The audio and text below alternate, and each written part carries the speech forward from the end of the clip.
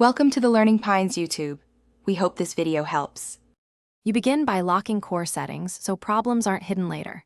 First, set your sample rate to 44, 1K Hz or 48K Hz, and choose a buffer size that stabilizes playback.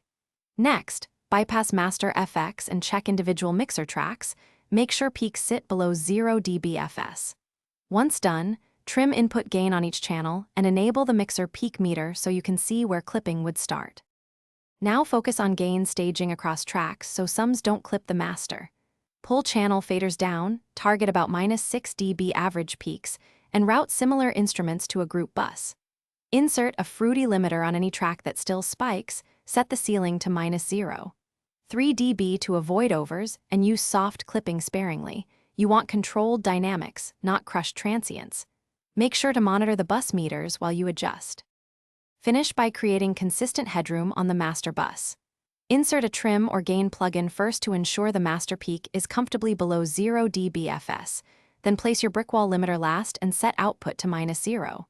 1 dB or -0. 3 dB.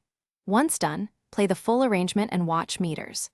If you still see clipping, go back to the group tracks and lower their sums rather than increasing master processing. This keeps dynamics in.